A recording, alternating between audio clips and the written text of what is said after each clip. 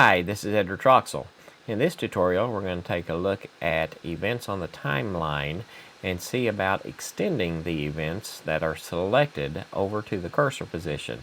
So if we have a event that is shorter than we want it to be, then we can just select that event, put the cursor to where we want that event to end, run this script, and it'll be extended to reach that spot on the timeline.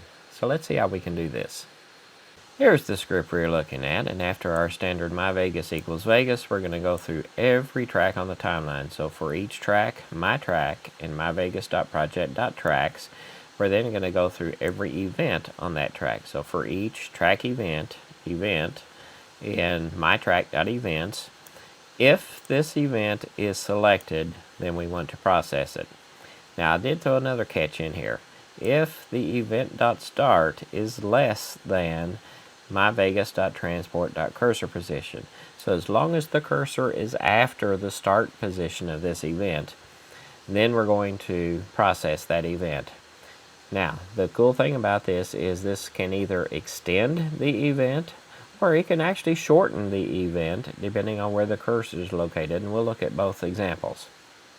So then what we're going to do is we're going to set the event length is equal to the cursor position minus the event start. So let's see what happens when we run this script. Here we have a selected event on the timeline, and we put our cursor after that event, and then when we run the script, it should extend out to be the length of the cursor. As we can see, that event now extends all the way to the cursor position. Now, like we said, it can also shorten events. So let's say that we are in the center of this event and we run the script. Now it has shortened to the cursor position. If we pull it out here and select both of these events and run it again, now they have both been extended to that area. Now let's say that we have this one selected and this one selected, and our cursor is in between them. We run it again. Notice the one to the left has been expanded out to the cursor position, but the one to the right, even though it was selected, was not changed because the cursor position was less than the start. So this could be a cool little tool you could use to expand or shrink events on the timeline to reach the cursor position. So if you need a little bit longer, you need a little bit shorter, this script can expand it or shrink it, and it can work on multiple events at the same time over multiple tracks.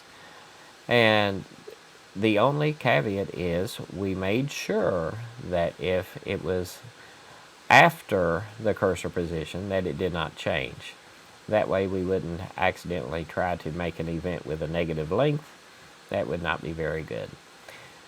So let me know what you think of this script. Let me know if you have any ideas for some other scripts. Like, subscribe, and we'll see you in the next tutorial. Please sign up at www.jettv.com and subscribe on YouTube to get further notifications on when new videos are presented.